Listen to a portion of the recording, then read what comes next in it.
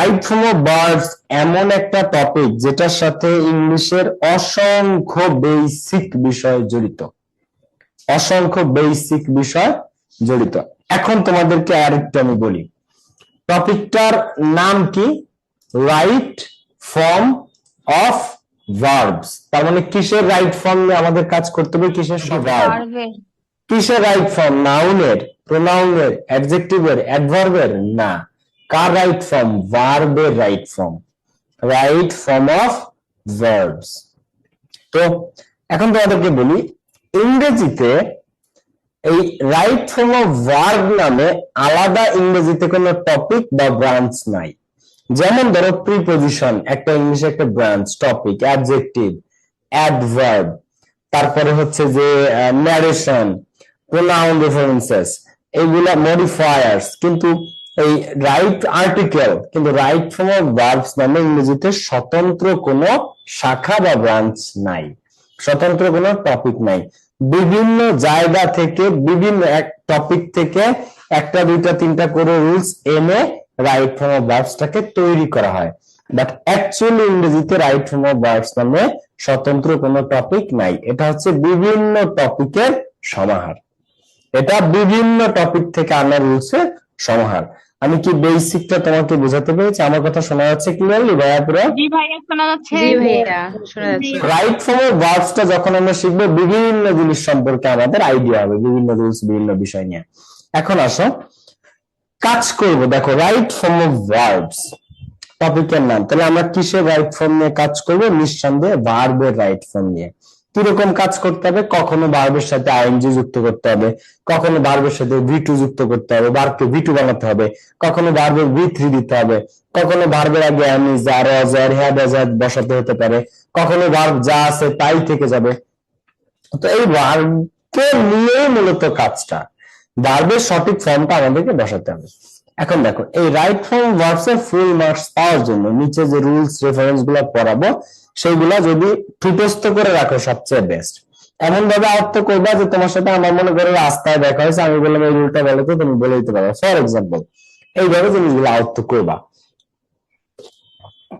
আরেকটা কথা তোমাদেরকে বলে দিই, আজকে এইচএসসি 24 ইংলিশ সেকেন্ড পেপার পরীক্ষা হয়েছে।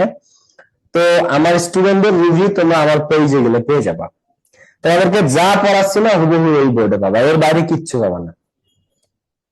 এই যা দিয়েছে, মানুষ যে কতটা দোয়া করে, কতটা ভালোবাসা দেয়, এটা তাদের কমেন্টে, ইনবক্সে, বিভিন্ন জায়গায় ওরা যে যে ভাই আপনি আমার যে কতটা উপকার করেছেন। তোমাদের এক কথায় যা পড়াবো না পরীক্ষাতে এই বই পাইবে, এর বাইরে কিছু পাবা না।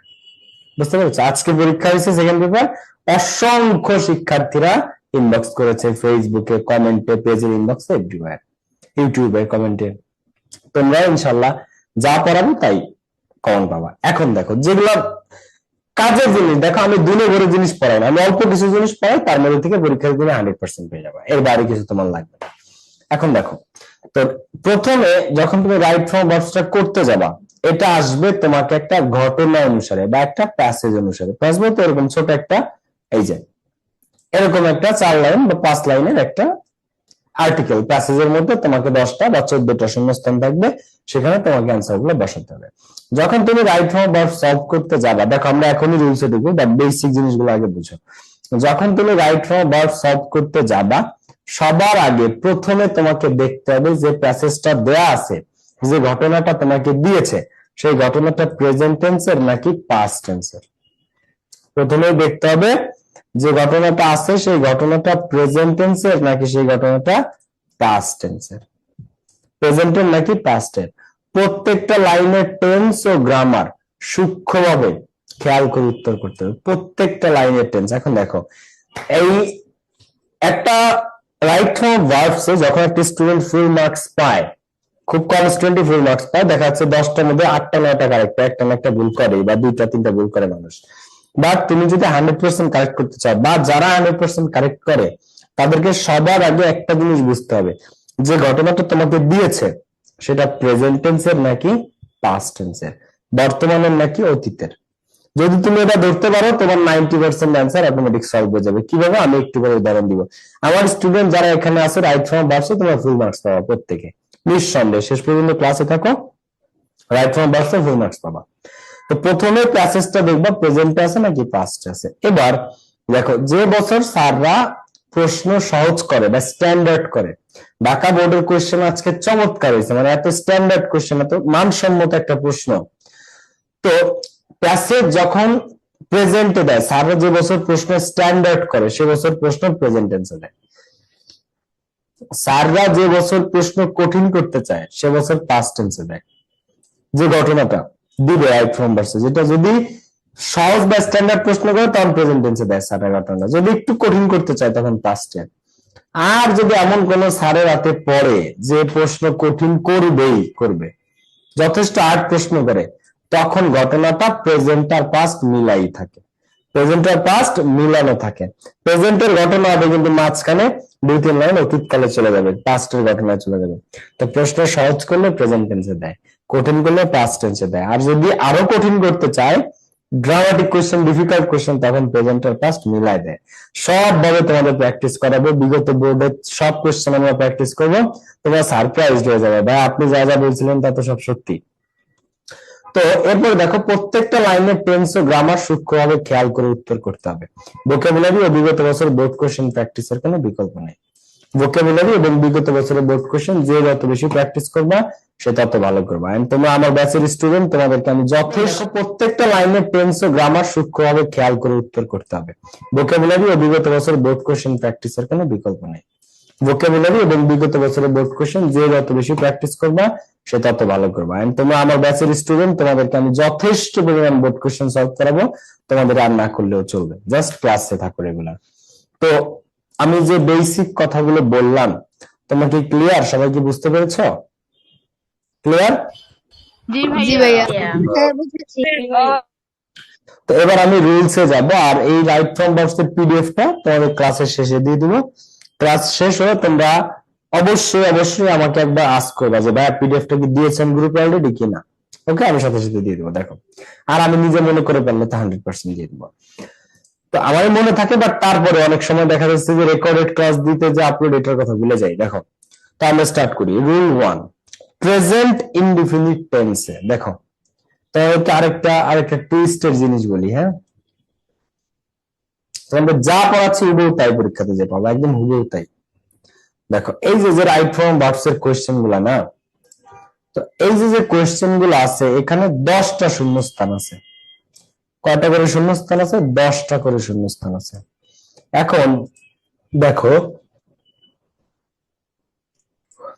যে স্যার যিনি প্রশ্নটা করেন, যে শিক্ষক বা যিনি প্রশ্নটা করেন, উনি যদি চায় এই 10টা শূন্যস্থানে এ থেকে যে পর্যন্ত, বা তোমাদের যদি 14টা দেয় 14টা শূন্যস্থানে এ থেকে যে পর্যন্ত উনি আলাদা আলাদা রুলস দিতে পারে। মানে 10টা শূন্যস্থান আমি যদি চাই 10টা আলাদা আলাদা রুলস দিব। কোনো সমস্যা আছে? ধরো আমাকে প্রশ্ন করতে দিছে, 10টা শূন্যস্থানে আমি 10টা আলাদা আলাদা রুলস দিয়ে দিলাম, কেউ কিছু করতে পারবে? কেউ কিছু করতে পারবে না। তোমাদের আসবে 14টা, ঠিক আছে? তো 14টা শূন্যস্থানে আমি 14টা রুলস দিয়ে দিলাম। ওকে, তো স্যাররা এতদিন যখন 10টা আছে, তোমাদের 14টা আসবে। তো 10টা শূন্যস্থানে স্যাররা চাইলে 10টা রুল অ্যাপ্লাই করতে পারে। একটা দিবে প্রেজেন্ট ইনডিফিনিট টেন্স থেকে, একটা দিবে অ্যাক্টিভ প্যাসিভ থেকে, একটা দিবে ডু ডাজ ডিড এর ব্যবহার থেকে, একটা দিবে প্রিপজিশন থেকে, একটা দিবে হ্যাভ অ্যাজ এর পরে ভার্ব উইথ থ্রি বসে, একটা দিবে with a view to look for to get use to, একটা দিবে অ্যাজ ইফ অ্যাজ দে থেকে, একটা দিবে it is time I ten থেকে। তো এরকম স্যাররা যদি চায় 10টা শূন্যস্থানে 10টা ভিন্ন ভিন্ন রুল অ্যাপ্লাই করতে পারে, কিন্তু বাস্তবতা জানো, স্যাররা আমার জীবনে দেখা সর্বোচ্চ 6টা রুল অ্যাপ্লাই করে 10টা শূন্যস্থানে। মোস্ট অফ দ্য টাইম 4টা বা 5টা রুল থেকে 10টা শূন্যস্থান করে ফেলে। মোস্ট অফ দ্য টাইম 4টা বা 5টা রুল থেকে 10টা শূন্যস্থান কাভার। 1-2-3 বারও আসে, ঘুরে ফিরে 4 বারও আসেন। তো সবচেয়ে অ্যাভারেজ 8টা বোর্ডের মধ্যে 6টা বোর্ডে প্রশ্ন হয় 10টা শূন্যস্থানে স্যাররা সর্বোচ্চ 4 থেকে 5টা রুল অ্যাপ্লাই করে। তারপরেও স্টুডেন্টরা রাইট ফ্রম ভার্বস পারে না। আর যদি 10টা শূন্যস্থানে স্যাররা 10টা আলাদা আলাদা রুল অ্যাপ্লাই করতো, যদি আমার প্রশ্ন করতে দিত 10টা শূন্যস্থানে আমি 10টা আলাদা আলাদা রুল অ্যাপ্লাই করতাম, তাহলে কয়টা student right from verb solve করতে পারতো ভাবো। মানে এই যে কোয়েশ্চেনটা, এর মধ্যে 5টা রুল থেকে কোয়েশ্চেন গুলো সলভ হয়, 5টা মাত্র। 5টা রুল তাই স্টুডেন্ট ঠিক মতো অ্যাপ্লাই করতে পারে না। আর সেইখানে যদি 10টা শূন্যস্থানে 10টা আলাদা আলাদা রুল দিতে কি, তার তোমাদের 14টা, তোমাদের এরকম 6টা বা 7টা, সর্বোচ্চ 8টা রুল থেকে 14টা শূন্যস্থান কাভার হবে, এর বেশি জীবনও না। সর্বোচ্চ যদি কোনো স্যার রুল অ্যাপ্লাই করে 10টা শূন্যস্থানে 7টা রুল দেয়, কিন্তু এটা রেয়ার, 5টা বা 6টা অ্যাভারেজ, ঠিক আছে। ওকে, 5-6টা রুল থেকে 10টা শূন্যস্থান স্যাররা করে ফেলে। তো এখন দেখো, তোমাদেরকে যে মোটা মোটা বই পড়ানো হয়, নবদূত, স্ট্যান্ডার্ড, পাঞ্জেরি, অ্যাডভান্স, এক একটা বইয়ের রুল আছে 40টা, 42টা, 45টা, 48টা, কোন কোন বইতে তো 62-65টা রুল আছে রাইট ফ্রম ভার্বস। কিন্তু পরীক্ষাতে তোমার যে 10টা বা 14টা শূন্যস্থান, সেখানে রুল আসে মাত্র 5 থেকে 7টা। কয়টা রুল আসবে রাইট ফ্রম ভার্বস? মাত্র 5টা থেকে 7টা রুল। তোমাকে পড়াইতেছে কয়টা রুল? 40টার উপরে রুল। তো পাগলের প্রলাপ না এটা? 40টার উপরে রুল পড়ে 5টা রুল অ্যাপ্লাই করা বা 7টা রুল অ্যাপ্লাই করা কি সহজ? আচ্ছা, তোমাকে আমি একটা উদাহরণ দিই। হ্যাঁ, দেখো, ধরো তোমাদের সামনে 2টা স্টুডেন্টকে আমি ডাকলাম, 2টা স্টুডেন্টকে ডেকে ওদের সামনে 2টা ঝুড়ি দিলাম, 2টা বাস্কেট, 2টা ঝুড়িতে সব পিস্তল, একজনের ঝুড়িতে আছে 20টা পিস্তল, 2টা বাস্কেট 2টা স্টুডেন্টের সামনে রাখলাম। স্টুডেন্টের নাম একজন হচ্ছে নাহিদ, আর একজন মনে করো আব্দুল্লাহ বা আফনান। তো নাহিদ আর আব্দুল্লাহ দুজনের সামনে আমি 2টা ঝুড়িতে পিস্তল রাখছি। একজনের ঝুড়িতে আছে 7টা বন্দুক, আর একজনের ঝুড়িতে আছে 20টা বন্দুক। একজনের ঝুড়িতে 20টা বন্দুক, আর একজনের ঝুড়িতে 7টা বন্দুক। এবার 2টা ঝুড়িতেই একটা কমন পিস্তল আছে, 2টা ঝুড়িতেই একটা কমন পিস্তল আছে, 2টা ঝুড়িতে একটা পিস্তল আছে সিমিলার সেম, পিস্তলটা আছে AK-47। AK-47 দুই ঝুড়িতেই আছে, একজনের ঝুড়িতে 20টা বন্দুক, একজনের ঝুড়িতে 7টা বন্দুক। টাইম খুবই সীমিত। এবার আমি বললাম যে তোমরা দুইজন দ্রুত এই যে পাখিটা দেখা যাচ্ছে AK-47টা দিয়ে ওই পাখিটারে শুট করো, AK-47 দিয়ে পাখিটারে শুট করো। এবার ওই দুইজনের মধ্যে বাস্কেট থেকে কে সবার আগে বন্দুক বের করে শুট করতে পারবে? যার বাস্কেটে 20টা বন্দুক সে, নাকি যার বাস্কেটে 7টা বন্দুক সে? কে আগে AK-47 বের করে শুট করতে পারবে বলো? কে? যার বন্দুকে 7টা তার বেছে বের করতে সুবিধা হচ্ছে, কারণ মাত্র 7টাও দেখলেই বোঝা যাচ্ছে সহজে যে এটা AK-47, এটা 9mm, এটা AK-48, এটা AK-46, ও সহজে বোঝা যাচ্ছে না। আর আরেকজন 20টা, ওর বেশি হাতাইতে হচ্ছে কোনটা কোনটা AK-47 কোনটা। বিষয়টা এরকম। আমাদের এই রাইট ফর্ম অফ ভার্বস খুবই খুবই গুরুত্বপূর্ণ একটা জিনিস। রাইট ফর্ম অফ ভার্ব যেসব স্টুডেন্টরা পারে বা ফুল মার্কস পায় বা 80% মার্কস পায়, রাইট ফর্ম অফ ভার্বস যারা 4 পায় বা 5-এ 5 পায়, এরা সবচেয়ে ব্রাইটেস্ট স্টুডেন্ট। তুমি যদি রাইট ফর্ম অফ ভার্বসটা ভালোভাবে ক্যাচ করতে পারো, আয়ত্ত করতে পারো, তোমার ইংলিশের অর্ধেক টপিক পানির মতো সহজ মনে হবে তোমার কাছে, ইনক্লুডিং কমপ্লিটিং সেন্টেন্সেস। বুঝতে পারছো? এটা খুবই খুবই বেসিক টু অ্যাডভান্স লেভেলের একটা topic, right form of verbs. Okay, তো আমি তোমাদেরকে রুল পড়াই, আমি শুধু তোমাদেরকে, এটা আমার বৈশিষ্ট্য, আমি কোন টপিকে 5টা 7টা 10টা বেশি রুল পড়াই না। আমার কথা হচ্ছে যা কাজে লাগবে তাই পড়ো, এটা তোমাকে ফোকাস রাখবে। 60টা রুলের মধ্যে আরেকটা জিনিস কি জানো, আমাদের দেশি স্টুডেন্টরা বা টিচাররা যে জিনিসটা হবে, এত রুল পড়ায়, ভাই কাজে লাগবে কয়টা সেটা পড়ান। 60টা রুল একটা স্টুডেন্টে পড়াতে রুল শিখতে তো ওর খবর হয়ে যায়, রুল অ্যাপ্লাই করবে কিভাবে। আরেকটা জিনিস তোমাদেরকে বলি, তোমরা কিন্তু রুল পারো না এমন না, তোমরা রুল পারো, অনেকেই জানো যে এই রুলটি ওই রুল কি, সেই রুল করতে পারো না। রুল যে অ্যাপ্লাই করা, এখানে স্যার কি চাইছে ওইটার সাথে কোন রুলটা যায়, কোন রুলটা এখানে অ্যাপ্লাই করা যায়, এটা তোমরা বের করতে পারো না। রুল তোমরা জানো, কিন্তু তোমরা পরীক্ষাতে এইখানে এই কোশ্চেনটার মধ্যে কোন ঘটনাটা ঘটছে, এখানে কি আইএনজি হবে না V2 হবে না V3 হবে, এটা তোমরা ধরতে পারো না। রুল জানো অনেকে, কিন্তু অ্যাপ্লাই করতে পারো না। তো এই জিনিসগুলো খুব ভালো করে আমি শেখাবো তোমাদের এই টপিকটাতে, আর একদম বেসিক টু অ্যাডভান্স লেভেল। চলো আমরা স্টার্ট করি। দেখো, তো যে কথাটা সবসময় মনে রাখবা, তুমি যখন রাইট ফর্ম ভার্ব সলভ করতে যাবা সবার আগে তোমাকে দেখতে হবে প্যাসেজটা বা ঘটনাটা কিসে আছে, ঘটনাটা কি প্রেজেন্টে আছে নাকি ঘটনাটা পাস্টে আছে, ঘটনা প্রেজেন্টে নাকি পাস্টে। এখন দেখো 70% বোর্ডের কোশ্চেন প্রেজেন্ট টেন্স হয়, প্রেজেন্ট টেন্সে। আর যদি প্রেজেন্ট টেন্সে কোশ্চেন হয় তাহলে তার মধ্যে মিনিমাম 3 থেকে 4টা অপশন পাবা এই রুল থেকে। এই রুল ছাড়া রাইট ফর্ম ভার্বস এর প্রশ্ন হয় না। কোন রুল? দেখো এবার পানির মধ্যে rule, এটা তোমার সবাই জানো, এই রুল জানো না এমন কেউ নাই।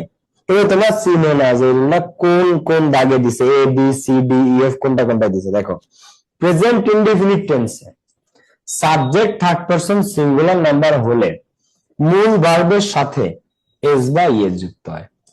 প্রেজেন্ট ইনডিফিনিট টেন্সে subject third person singular number হলে মূল ভার্বের সাথে এস বা ইএস যুক্ত হয়। বলতেছো মনে মনে বুঝে বা এটা কোনো রুল হইলো, বা এটা কোনো রুল হইলো, এটা জানে না এমন কেউ আছে? ভাই তোমরা জানো সবাই এটা, কিন্তু এটা যে রাইট ফর্ম ভার্বস প্রত্যেক বছর আসে 4টা শূন্যস্থানে, তবে তোমরা জানো না। ঠিক আছে, তো প্রেজেন্ট ইনডিফিনিট টেন্সে এখন দেখো রাইট ফর্ম ভার্বস সবার আগে দেখতে হবে প্যাসেজটা কিসে আছে, প্রেজেন্টে। যদি প্রেজেন্টে থাকে তার মধ্যে শিওর থাকবা তুমি মিনিমাম 3 থেকে 4টা এস বাই এস হবে, অথবা এস বাই এস হবে না, যা আছে তাই বসে যাবে। কিভাবে আমি বুঝাচ্ছি। তো প্রেজেন্ট ইনডিফিনিট টেন্সে সাবজেক্ট যদি first person, second person, third person, person কয় প্রকার? 3 প্রকার। দেখো ফার্স্ট পারসন কে কে?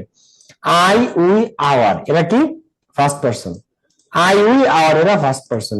ইউ, ইয়োর, ইয়োর্স এরা কি second person. You, your, yours এরা সেকেন্ড পারসন। আর he, she, it, his, her আর নেম কোন নাম, এরা কি? এরা থার্ড পারসন। তো I, we, our first person, আমি বেসিকটা দেখা দিচ্ছি। You, your, your second person. He, she, it, his, her কোন ব্যক্তি, বস্তু, স্থান, কোনো কিছুর নাম, এগুলা কি সব থার্ড পারসন। এখন সাবজেক্ট যদি ফার্স্ট পারসন হয় তাহলে এস বাই এস হয় না, যা আছে তাই বসে। প্রেজেন্ট ইনডিফিনিট টেন্সে সাবজেক্ট যদি ফার্স্ট পারসন হয় যা আছে তাই, কোনো চেঞ্জ হবে না, ভার্বের সাথে এস বাই এস হবে না, যা আছে ওগুলো তাই বসে যাবে ব্র্যাকেটে। যদি রাইট ফর্ম ভার্বস এর সাবজেক্ট সেকেন্ড পারসন থাকে প্রেজেন্ট ইনডিফিনিট টেন্সে, ইউ, ইয়োর, ইয়োর্স, সেখানেও ভার্বের কোনো পরিবর্তন হবে না, যা আছে তাই বসে যাবে। আর যদি subject third person singular number হয়, দেখো থার্ড পারসন সিঙ্গুলার আর প্লুরাল তোমাকে বুঝতে হবে। সিঙ্গুলার মানে এক বচন কোনো কিছুর একটা, আর প্লুরাল মানে বহু বচন কোনো কিছুর একাধিক। দে শব্দটা কি? দে, দে থার্ড পারসন কিন্তু দে প্লুরাল, তো দের পরে কি এস বাই এস দিতে পারবা তুমি? পারবা দিতে? না। পার্টিসিপেন্ট দে থার্ড পারসন কিন্তু দে সিঙ্গুলার নাম্বার না, দে প্লুরাল। থার্ড পারসন প্লুরাল হলে এস বাই এস দিতে পারবো না। থার্ড পারসন এবং যদি সিঙ্গুলার হয়, হি third person, she third person, দেখো হি, শি, ইট এই তিনটে থার্ড পারসন সিঙ্গুলার নাম্বার, এদের পর এস বাই এস হবে। হিজ, হার থার্ড পারসন, এদের পর এস বাই এস হবে। কোন ব্যক্তির নাম, বস্তুর নাম, স্থান নাম থার্ড পারসন সিঙ্গুলার হবে, কিন্তু যদি দে থাকে তখন এস বাই এস হবে না, যা আছে তাই। তো প্রেজেন্ট ইনডিফিনিট টেন্সে subject third person singular number হলে মূল ভার্বের সাথে এস বা ইএস যুক্ত হয়, এস বা ইএস যুক্ত হয়। আর যদি থার্ড পারসন সিঙ্গুলার নাম্বার না হয়, থার্ড পারসন প্লুরাল নাম্বার হলে ভার্ব যা আছে তাই থাকবে, ব্র্যাকেটে যা দিবে তাই, কোনো চেঞ্জ হবে না। এখন এই রুল থেকে তোমরা সারপ্রাইজ হয়ে যাবা, তোমরা বলো যে ভাই এটা তো অবিশ্বাস্য। এই রুল থেকে প্রত্যেকবার 3 থেকে 4টা কোশ্চেন হয়, 3 থেকে 4টা শূন্যস্থান। তোমাদেরকে আমি 5টা রুল পড়াবো মাত্র। এই 5টা রুল থেকে মিনিমাম তুমি 7টা শূন্যস্থান পাবা, 7 থেকে 8টা। 1 2 3 4 5 রুল 1 রুল 2 3 4 5, এই 5টা থেকে মিনিমাম তুমি 7 থেকে 8টা শূন্যস্থান পাবা। ঠিক আছে, আমি বাকি টিচারদের মতো না। Okay, he go to school. এখন দেখো হি গো টু স্কুল না, হি কি? He third person singular number. তো he third person singular number যদি হয় ভার্বের সাথে কি হয়? এস বা ইএস। ভাইয়া শুনেন, ভাইয়া হ্যালো গোস ভাইয়া শুনেন, বলো। ভাইয়া পার্টিসিপেন্ট লিমিট করা, ভাই ঢুকতে অনেক কষ্ট হয়েছে। ভাইয়া পার্টিসিপেট করা কি করে? মানে আসলে ভাই ঢুকতে পারি নাই লিমিট তো। করা ভাইয়া, 100 জন অনেকে লিমিট তো করা ঢুকতে আছে পারে ও আচ্ছা আচ্ছা, আমি বাড়াই দিচ্ছি ভাইয়া। ওকে, সরি তোমাদের কষ্ট করতে হয়েছে, আমি বাড়িয়ে দিচ্ছি ভাইয়া। আজকেরটা একটু দেখো, আমি বাড়াই দিচ্ছি ভাইয়া, আর আমি রেকর্ডেড ক্লাস দিয়ে দিব। দেখো, তো he goes to school every day, সে প্রতিদিন স্কুলে যায়। তো তো he third person singular number s by s হবে, গো এর সাথে গো। এবার হি না থেকে এখানে মনে করো শি আছে, এস বাই এস হবে, she goes to school every day. এখন মনে করো হি শি না দিয়ে এখানে নীলা আছে, এস বাই এস হবে। এখানে রবিন আছে, এস বাই এস হবে। এখানে ইট আছে, সাপোজ মনে করো ইট আছে, তো ইট গোজ, ইট গোজ। ইট এরপরে হি শি ইট। শোনো, পৃথিবীতে সবচেয়ে ব্যবহৃত সাবজেক্ট কয়টা? 3টা। তুমি, আমি, ব্রিটিশরা, আমেরিকানরা সবাই ইংলিশ বলে, ইংল্যান্ডের মানুষ, লন্ডনের মানুষ, তাই না, ইন্ডিয়ার মানুষ সবাই ইংলিশ বলে। তো ইন্টারন্যাশনাল ল্যাঙ্গুয়েজ ইংলিশ। তো এই ভাষাতে, ইংরেজি ভাষাতে সবচেয়ে বেশি ব্যবহৃত সাবজেক্ট 5টা। এর মধ্যে 3টা আছে হি শি ইট, আর বাকি 2টা কি বলতো? গেস। সবচেয়ে বেশি ব্যবহৃত সাবজেক্ট কথা বলতে গেলে আমরা শুরুতে আমি ইংরেজিতে হি শি ইট ছাড়া আর কি? আই আর ইউ, আই এবং ইউ। আমরা কথা কথা বলি না, I am tired, I don't want it, I want to sleep, he doesn't like it, you are mad, I don't like you, তো he doesn't like it, we love our country, বা he love his country, he loves his country, বা it taste bad, it is not suitable, it is dangerous. তো he she it R I we, এগুলো ইংরেজি ভাষায় বহুল ব্যবহৃত subject, সর্বাধিক ব্যবহৃত হয়। তো এই যে আই আর you, I first person, you second person, এদের ক্ষেত্রে এস বেস হয় না। কিন্তু বাকি 3টা যে বহুল ব্যবহৃত subject, K K? He she ইট। শুধু রাইট ফর্ম অফ ভার্বস না, পৃথিবীর যে কোনো জায়গায় প্রেজেন্ট ইনডিফিনিট টেন্সে হি শি ইট বহুল ব্যবহৃত সাবজেক্ট, এবং এদের পরে আজীবন কি বসে?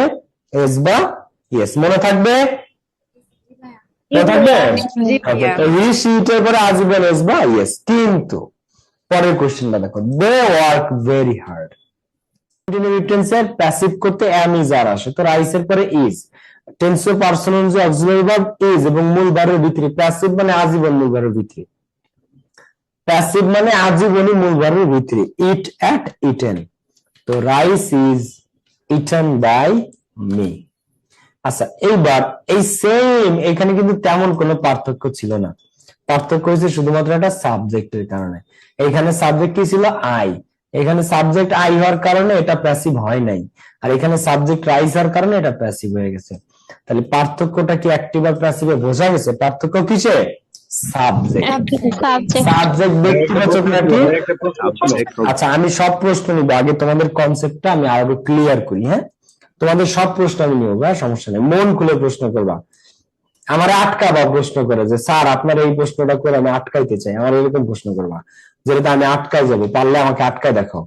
দেখো, সো এই উই স্পিক ইন ইংলিশ, তোমাদেরকে দেখো এইটা একটু দেখো সবাই, দুইটা একই জিনিস, একই মিনিং, একই রকম সেন্টেন্স, শুধু এক একটা এক এক রকম। We speak in English all over the world, সারা বিশ্বব্যাপী আমরা মানুষ ইংরেজিতে কথা বলি। এখন এখানে সাবজেক্ট কে? সাবজেক্ট হচ্ছে উই। এখানে সাবজেক্ট কে? Subject we. এর পরেরটা, এখানে এটা মিনিংটা কি? উই স্পিক ইন ইংলিশ, আমরা ইংরেজিতে কথা বলি অল ওভার দ্য ওয়ার্ল্ড, বিশ্বব্যাপী। আর এইখানে আছে কি? English is spoken all over the world, সারা পৃথিবীব্যাপী ইংরেজি বলা হয় বা ইংরেজিতে কথা বলা হয়। মিনিং অলমোস্ট সেম, তার পার্থক্য হচ্ছে এইখানে সাবজেক্টটা কি? ইংলিশ। তো এখানে কোনটা অ্যাক্টিভ আর কোনটা প্যাসিভ আমরা একটু বিচার করব। এইখানে সাবজেক্ট হচ্ছে উই, সাবজেক্ট যদি উই থাকে মানে আমরা, আমরা মানে কি? ব্যক্তিবাচক, ব্যক্তি। আমরা কি? আমরা মানুষ, ব্যক্তি। তো সাবজেক্ট যদি ব্যক্তি হয় সেটা অ্যাক্টিভ। আমরা মানুষ, আমরা ইংরেজিতে কথা বলতে পারি না? অবশ্যই পারি। আমরা নিজেদের কাজ নিজেরা করতে পারি না? অবশ্যই পারি। ইংরেজি বলা কি আমরা পারি না? অবশ্যই পারি। সেই সক্ষমতা আমাদের আছে, এটা কি? ব্যক্তিবাচক, সক্রিয় সাবজেক্ট, অ্যাক্টিভ। কিন্তু এর পরের লাইনের সাবজেক্টটা আছে ইংলিশ। এখন ইংলিশ কি নিজেকে নিজে বলতে পারে যে হাই আমি ইংলিশ, হ্যালো, বলতে পারে না? একটা ভাষা, ইংরেজি একটা কি? ভাষা। এটা বস্তুও না, বস্তু বাচক। ইংলিশ কিন্তু একটা বস্তু না, কিন্তু বস্তু বাচক, ঠিক আছে? তো ইংলিশ যদি সেন্টেন্সের শুরুতে থাকে সাবজেক্ট হিসেবে, তাহলে উনি কি সক্রিয় নাকি নিষ্ক্রিয়? নিষ্ক্রিয়, কারণ সে বস্তুবাচক, ইংরেজি নিজেকে নিজে বলতে পারে না। নিষ্ক্রিয় মানে কি? প্যাসিভ। নিষ্ক্রিয় মানে কি? প্যাসিভ, প্যাসিভ মানে কি টেন্স অফ পার্সন অনুযায়ী অক্সিলারি ভার্ব, ইংলিশ ইজ। আর প্যাসিভ মানে আজীবনী মুভারের ভিতরে, স্পিক স্পোক স্পোকেন।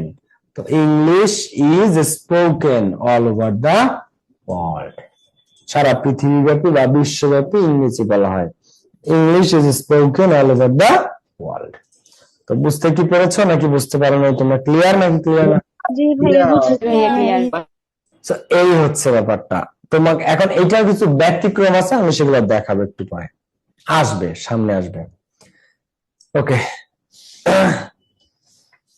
আমরা কিছু উদাহরণ করে দেখো তো। সেন্টেন্স প্যাসিভ ভয়েসের হলে তাহলে প্যাসিভ ভয়েসের হবে কিভাবে? সেন্টেন্স প্যাসিভ ভয়েসের হলে টেন্স অফ পার্সন অনুযায়ী অক্সিলারি ভার্ব। তো প্যাসিভ হবে কিভাবে? সাবজেক্টটা হবে কি বস্তুবাচক বা নিষ্ক্রিয়। সো এই জীবনে তোমরা আজকে মনে হয় প্যাসিভ চিনলা না, যে কিভাবে প্যাসিভ জিনিসটা ঘটে, বোঝা গেছে জিনিসটা? জি ভাইয়া। না ভাইয়া, এই হচ্ছে, তোমরা যদি আজকের ক্লাসে এই একটা জিনিসও শিখতে পারো, তোমাদের ক্লাসটা সার্থক। বাংলাদেশের 95% স্টুডেন্ট অ্যাক্টিভ চিনি না, ধরতেই পারে না যে অ্যাক্টিভ কখন হয় আর প্যাসিভ কখন হয়, বুঝতে পেরেছো? English dash speak all over the world. তো ইংলিশ আগেও মানুষ বলতো, এখনো বলে, ভবিষ্যতে বলবে। সো প্রেজেন্ট টেন্সের ঘটনা, English is B3 spoken, speak spoke spoke. The work dash do by him. আচ্ছা, আমি যদি এখানে একটা ইয়েস্টারডে দিই, এটা তোমরা অ্যান্সার করো তো। The work dash do by him, the work, এখানে অ্যান্সার কি হতে পারে? এখানে অ্যান্সারটা কি হতে পারে বলো? Work was done by him yesterday. Yesterday আছে, তার মানে কি পাস্ট টেন্সে। পাস্ট টেন্স কি was were, and work singular, তো ওয়াজ, আর মূল ভিতরে কি do did done. The work was done by him yesterday. এখন এটা প্যাসিভ হইলো কেন আগে তাই বলো? এটা প্যাসিভ হলো কেন? এই সাবজেক্টের কারণে। বস্তুবাচক হয়েছে যে এই জন্য। এখানে প্যাসিভ হলো কেন? প্যাসিভ হয়েছে সাবজেক্টের কারণে। সাবজেক্টের কারণে প্যাসিভ হয়েছে, কারণ দা ওয়ার্ক, ওয়ার্ক মানে কাজ, পৃথিবীর যে কোনো কাজ হোক সেটা। কোন কাজ কি নিজেকে নিজে করতে পারে? কোন কাজ নিজে নিজে করতে পারে না। যদি কাজ নিজেকে নিজেকেই করতে পারতো তাহলে আমাদের মানুষকে এত কষ্ট করতে হতো না, তাই না? কাজ নিজেকে নিজে যদি করতে পারতো। তো এই হচ্ছে প্যাসিভের কাহিনী। সাবজেক্টটা হবে বস্তুবাচক, নিষ্ক্রিয়, নিজের কাজ নিজে করতে পারবে না। আচ্ছা, কিছু মানুষ প্রশ্ন করতে চাচ্ছে, আমি তোমাদের প্রশ্নটা নিব। আর 2 মিনিট আরেকটা রুল দেখাই দিই, তারপর তোমাদের সব প্রশ্নগুলো নিব, নো ওয়ারি। দেখো, সেন্টেন্সটি মডাল অক্সিলারি যুক্ত প্যাসিভ হলে এরপর B+B3 হয়, B+B3 হয়। এখন মডাল অক্সিলারি যুক্ত প্যাসিভ কি, তোমাদেরকে এই উদাহরণটা দিয়ে আমি বোঝাই। এই দুটো উদাহরণ মনে করো, এই যে আসছে না কোশ্চেনটা, এটা কি ছিল? এরকম ছিল কোশ্চেনটা। হ্যাঁ, দেখো মডাল অক্সিলারি কি ছিল তোমরা?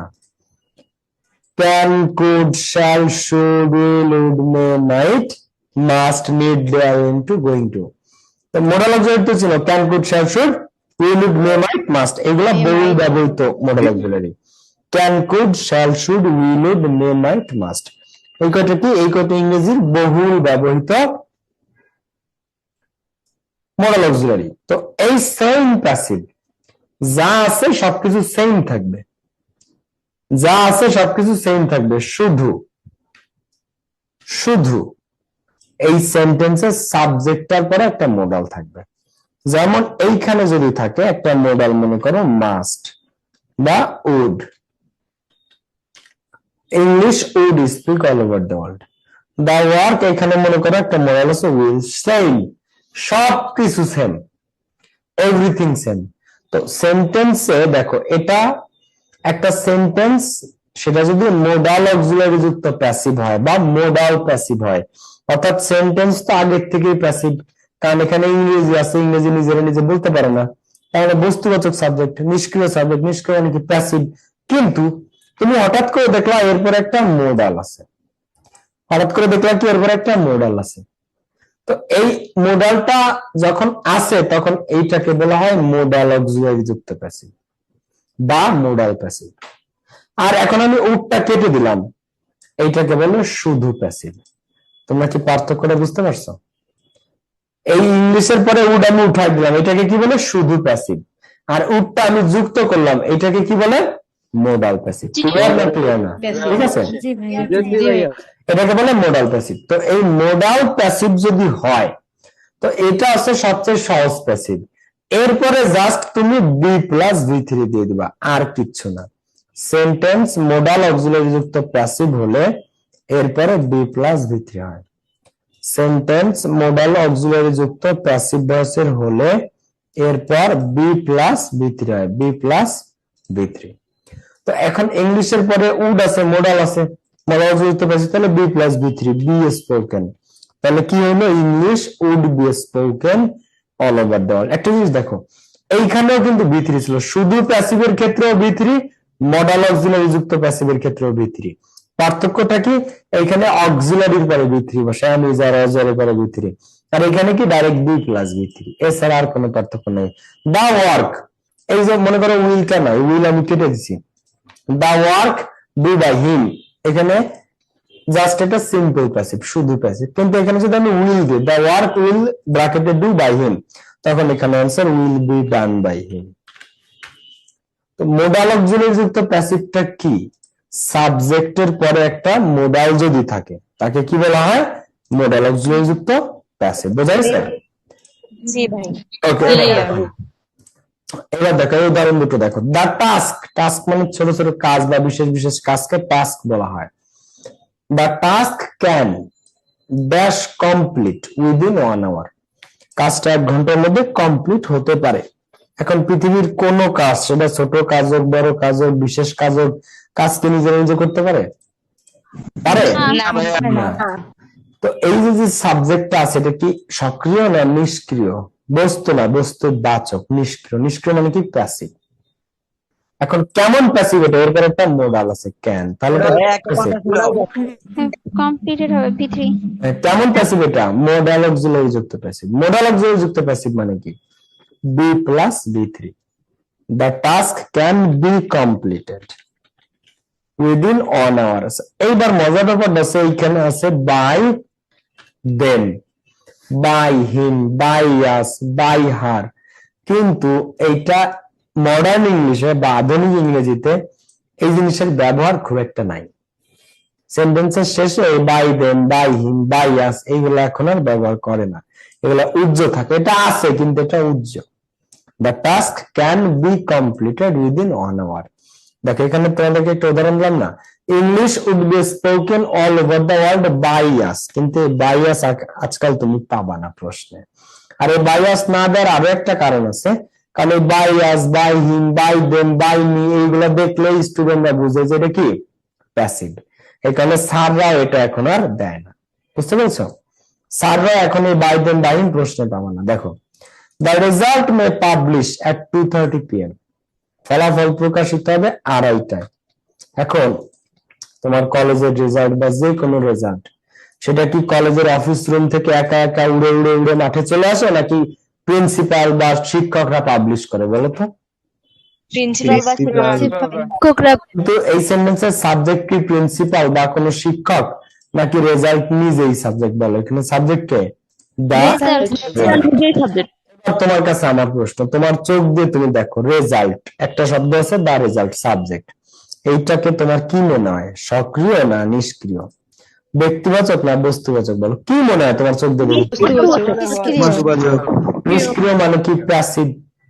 প্যাসিভ এখন কেমন প্যাসিভ তুমি দেখলে, এবার একটা মডাল আছে may, may might, can, could, shall, should, will, it, must, এগুলো কি মডাল। তো মে আছে, মডাল অক্সিলারি যুক্ত প্যাসিভ।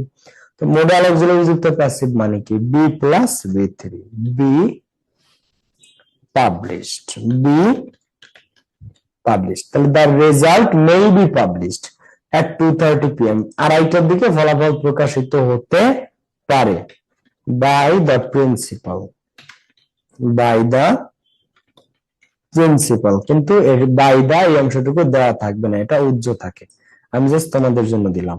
বোঝা গেছে ব্যাপারটা? এই হচ্ছে প্যাসিভ আর অ্যাক্টিভ। সাবজেক্ট হবে বস্তুবাচক, নিষ্ক্রিয়, এবং সে নিজের কাজ নিজে করতে পারবে না, তখনই প্যাসিভ হয়। ওকে, সো অ্যাক্টিভ আর প্যাসিভ, তাহলে কি শিখলাম আমরা? প্যাসিভ হচ্ছে সাবজেক্ট হবে বস্তুবাচক, আর প্যাসিভ হবে দুই প্রকার, একটা হচ্ছে শুধু প্যাসিভ, একটা হচ্ছে মোডাল অক্সিলারি যুক্ত প্যাসিভ। শুধু প্যাসিভের ক্ষেত্রে কি নিবা, অক্সিলারি ভার্ব আর মূল ভার্বের বি থ্রি। আর মোডাল প্যাসিভের ক্ষেত্রে কি নিবা, বি প্লাস বি থ্রি। ওকে, এরপরে আসো নেক্সট রুলে আমরা যাব। রাইট ফর্ম ভার্বস এর রুল নাম্বার 4। তো অ্যাক্টিভ প্যাসিভ যদি ভুল করো না, মাথা কিন্তু ফাটাই ফেলবো তোমাদের, ঠিক আছে? দেখো, এবার আমরা রুল নাম্বার 4 এ আসবো, রাইট ফ্রম ভার্বস এর অ্যানাদার মোস্ট ইম্পর্টেন্ট রুল, যেখান থেকে প্রত্যেক বছর প্রশ্ন আসেই। রাইট ফ্রম ভার্বস এর এইটা আরেকটা রুল, যেখান থেকে রাইট ফ্রম ভার্ব যদি পরীক্ষাতে আসে তাহলে এই রুল থেকে প্রশ্ন হবেই। কি রুল সেটা চলো দেখো। একটা সেন্টেন্সের নরমাল একটা সেন্টেন্সের স্ট্রাকচার কি? একটা সাবজেক্ট থাকে, একটা সাবজেক্ট থাকে, একটা ভার্ব থাকে, একটা অবজেক্ট থাকে। এটা হচ্ছে একটা নরমাল সেন্টেন্স। আমরা স্বাভাবিক দৈনন্দিন জীবনে এই সেন্টেন্স গুলা পাই। একটা সাবজেক্ট থাকে, একটা ভার্ব থাকে, একটা অবজেক্ট থাকে। কিন্তু ইংরেজিতে বিভিন্ন জায়গায় রাইট ফ্রম ভার্ব সহ বিভিন্ন জায়গায় আমরা অনেক সময় এমন হবে যে একটা সেন্টেন্সে পর পর দুইটা ভার্ব আসছে। সাধারণত একটা সেন্টেন্সে একটা ভার্ব থাকে, কিন্তু মাঝে মাঝে আমরা পাবো একটা সেন্টেন্সে পর পর দুইটা ভার্ব থাকে। একটা সেন্টেন্সে কয়টা ভার্ব থাকে? দুইটা। একটা সেন্টেন্সে ফুল স্টপ দিয়ে শেষ করার আগেই আরেকটা ভার্ব চলে আসছে ওই সেন্টেন্সে। তো একটা সেন্টেন্সে যদি দুইটা ভার্ব থাকে তাহলে সেকেন্ড ভার্বের সাথে আইএনজি যুক্ত হয়। কি যুক্ত হয়? আইএনজি। একটা সেন্টেন্সে সাধারণত ভার্ব থাকে কয়টা? একটা। মাঝে মাঝে আমরা একটা সেন্টেন্সে ভার্ব পাবো দুইটা। যদি দুইটা ভার্ব থাকে তাহলে আমাদের করণীয় কি? আমরা সেকেন্ড ভার্বের সাথে আইএনজি যুক্ত করে দিব। আচ্ছা, উদাহরণ দেখো, I saw him draw a picture. আগে বুঝো ভাই, আমার কথা হচ্ছে তুমি একটা রুল শেখো, কিন্তু ওই একটা রুল ভালো করে বুঝো, এটা যাতে তুমি পরে অ্যাপ্লাই করতে পারো। I saw him draw a picture. I saw him, আমি তাকে দেখলাম। saw মানে দেখা, saw মানে কি? দেখা। তাহলে I saw him, এরপরে ভার্ব হচ্ছে, এখন দেখো এখানে সেন্টেন্স শেষ না হয়ে আরেকটা ভার্ব আসছে ড্র। তাহলে একটা ভার্ব হচ্ছে saw him, হিমের সেন্টেন্স শেষ না হয় আরেকটা ভার্ব চলে আসছে ড্র এ পিকচার। তাহলে একটা সেন্টেন্সে ভার্ব হইল কয়টা? কয়টা হলো মেইন ভার্ব? দুইটা। একটা হচ্ছে saw, একটা হচ্ছে ড্র। একটা সেন্টেন্সে যদি দুইটা ভার্ব থাকে তাহলে সেকেন্ড ভার্বের সাথে আমরা কি দিব? তাহলে অ্যান্সারটা কি হবে? Drawing. I saw him drawing a picture. আমি তাকে দেখলাম একটা ছবি আঁকতে। আমি তাকে দেখলাম কি? ছবি আঁকতে। এইবার মনে করো এইখানে ড্র এ পিকচার না, এইখানে আছে I saw him ব্র্যাকেটে আছে dance. I saw him dance. তাহলে I saw him, saw একটা ভার্ব, ডান্স আরেকটা ভার্ব, দুইটা হচ্ছে সেকেন্ড ভার্বের সাথে কি হয়ে যাবে? তাহলে ডান্সটা কি হয়ে যাবে? I saw him dancing. আমি তাকে নাচতে দেখেছিলাম। তোমাকে যদি ঢাকা বিশ্ববিদ্যালয়ের ট্রান্সলেশন আসে, আমি তাকে কাঁদতে দেখেছিলাম, তাহলে গান গাইতে দেখেছিলাম। মনে করো আমি তাকে গান গাইতে দেখেছিলাম, তাহলে I saw him singing a song. আমি তাকে কাঁদতে দেখেছিলাম, এখানে মনে করো I saw him crying. I saw him crying. বোঝা গেছে ব্যাপারটা? তো কেন ক্রাইংটা হয়? কারণ এর আগে একটা ভার্ব আসছে, সেকেন্ড ভার্বের সাথে কি হয়? আইএনজি। আচ্ছা, he starts study very hard because exams are very near. কারণ পরীক্ষা খুবই নিকটে, তাই সে কঠোরভাবে পড়াশোনা শুরু করছে। স্টার্ট একটা ভার্ব, হি থার্ড পারসন সিঙ্গুলার নাম্বার, তাই স্টার্ট এর সাথে এস বাই এ যুক্ত হচ্ছে, স্টার্টস। হি স্টার্টস, কিন্তু স্টার্টে যে কি সেন্টেন্স শেষ না, সাথে সাথে আরেকটা ভার্ব চলে আসছে স্টাডি। তাহলে একটা সেন্টেন্সে কয়টা ভার্ব হইলো বলো তো? দুইটা। দুটো। তো একটা সেন্টেন্সে যদি দুইটা ভার্ব থাকে তাহলে সেকেন্ড ভার্বের সাথে কি যুক্ত হয়? আইএনজি। তাহলে স্টাডি না studying? He starts studying very hard because exams are close. আমি আরো উদাহরণ দিই, দেখো, he stopped dash ব্র্যাকেটে আছে drink alcohol from last month. আচ্ছা, এইখানে মনে করো he stop drink alcohol. Stop একটা ভার্ব, ড্রিঙ্ক আরেকটা ভার্ব, কয়টা ভার্ব হলো বলো তো? দুইটা বার দুইটা দুটো ভার্ব, দুটো ভার্ব থাকলে সেকেন্ড ভার্বের সাথে কি হয়? Drinking ING, drinking alcohol from last month. এখানে মনে করো স্মোক আছে, এখানে স্মোক আছে, তাহলে হি স্টপ, হ্যাঁ হি স্টপ স্মোকিং, হ্যাঁ he stop smoking from last month. এই হচ্ছে ব্যাপারটা, বোঝা গেছে? তো একটা সেন্টেন্সে সাধারণত একটা ভার্ব থাকে, কিন্তু মাঝে মাঝে দুটো ভার্ব আসবে। যদি দুটো ভার্ব আসে সেকেন্ড ভার্বের সাথে আমরা কি দেবো? আইএনজি। তবে মাঝে মাঝে 100টার দুইটা ক্ষেত্রে, 100টার মধ্যে দুইটা ক্ষেত্রে তোমরা এরকম পাবা যে উদ্দেশ্য বোঝায়। তো যদি উদ্দেশ্য বোঝায়, উদ্দেশ্য বোঝালে টু প্লাস বিয়ন হয়। এখন উদ্দেশ্য কি বোঝায়? উদ্দেশ্যটা কিরকম হয়? He went to the hospital dash see his brother. He went to hospital dash see his brother. সে হাসপাতালে গেছিল তার ভাইকে দেখতে। তাহলে তার হাসপাতালে যাওয়ার উদ্দেশ্যটা কি? এখানে উদ্দেশ্য কি বলতো? তার ভাইকে উদ্দেশ্য দেখতে কি? তার ভাইকে দেখানো ক্লিয়ারলি একটা, হ্যাঁ। আর আই স হিম ক্রাইং, আমি তাকে কাঁদতে দেখলাম। এখানে কি কোনো উদ্দেশ্য আছে? আমি তাকে দেখলাম কাঁদতেছে, এখানে কি আমার কি কোনো উদ্দেশ্য আছে? না, সে কাঁদতেছে। আর এখানে সে হসপিটালে গেছিল, হ্যাঁ দেখো আই স হিম ক্রাইং, আমি হাইটে যাচ্ছি, সে কাঁদতেছে দেখলাম। তো এখানে কিছু উদ্দেশ্যের কিছু নাই। He stopped smoking from last month, গত মাস থেকে সে ধূমপান বন্ধ করে দিছে, তাই না? তো এখানে উদ্দেশ্যের কিছু নাই, সে জাস্ট বন্ধ করে দিছে। আর হি ওয়েন্ট টু হসপিটাল, কিন্তু সে হাসপাতালে গেছিল তার ভাইকে দেখতে। প্রথমেই একটা উদ্দেশ্য বলবে। হাসপাতালে গেছিল কেন? সি হিজ ব্রাদার, তার ভাইকে দেখতে। তখন কি হয়? To plus V one. তাহলে to see, he went to hospital to see his brother. He went to Dhaka, সে ঢাকা গিয়েছিল ড্যাশ, ব্র্যাকেটে মনে করে আছে অ্যাটেন্ড the meeting। তো হি went to Dhaka dash the meeting. তো এখানে সে ঢাকা গেছিল, উদ্দেশ্য কি? মিটিং এ অংশগ্রহণ করা। মিটিং অংশগ্রহণ করা উদ্দেশ্য আছে টু প্লাস বিয়ন। তো কিন্তু একটা জিনিস মনে রাখবা, উদ্দেশ্য খুব কম আসে।